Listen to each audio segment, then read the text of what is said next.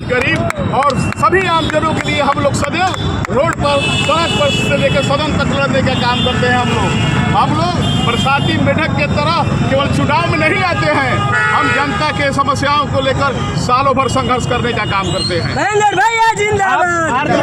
गमछा लगाए हुए हैं और सीपीआई का भी गमछा लगाए हुए हैं। किस पार्टी से नॉमिनेशन किए हैं? मैं महागठबंधन समर्थित भारतीय कम्युनिस्ट पार्टी के उम्मीदवार के रूप में सब नॉमिनेशन किया हूं और भारतीय कम्युनिस्ट पार्टी महागठबंधन में है और हम लोग इस बार तेज रफ्तार तेजस्वी सरकार तेजस्वी यादव को हम लोग इस बार महागठबंधन से करगहर से विजयी होकर भारी वोटों से महागठबंधन बनाने का सरकार बनाने का काम करेंगे और तेजस्वी जी को मुख्यमंत्री बनाने का काम करेंगे।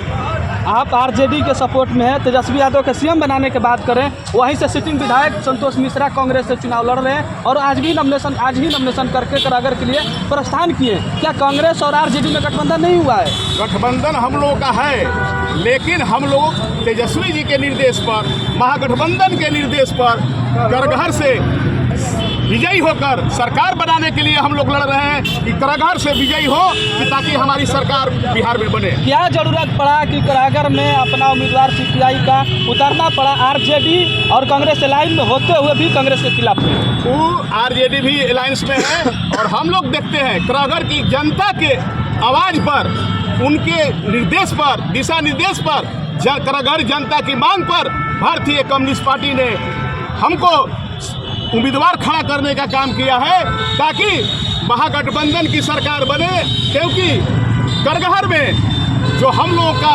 महागठबंधन के पक्ष में और खासकर हमारे पक्ष में जो लहर चल रहा है वह चुनाव के समय आप देखिएगा कि हम लोग भारी मतों से जीतकर महागठबंधन की सरकार बनाने का काम करेंगे और तेजस्वी जी को मुख्यमंत्री बनाने का काम करेंगे। विकास का विजन क्या रहेगा करागर में? विकास का विजन हमारे पास बहुत है। विकास के लिए ये जो 20 वर्षों से डबल इंजन की जो सरकार है बिहार को पंगु करने का काम की है।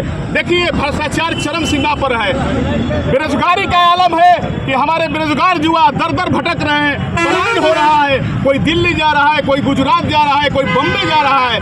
हम लोग चाहते हैं कि हमारे जो देश के युवा हैं हमारे ही गांव में, हमारे ही शहर में, हमारे ही बिहार की राजधानी में रहकर अपना जीवन यापन करें।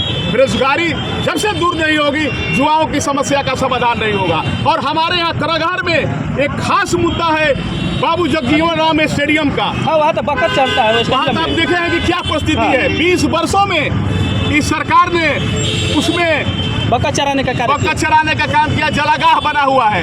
आज देखिए कोई भी उसमें सभा नहीं हो रही है। और माननीय लालू यादव जी के रीजन में 1990 में उस स्टेडियम का निर्माण करने का उन्होंने भूमि उपलब्ध कराया था हमारे माननीय लालू यादव जी ने।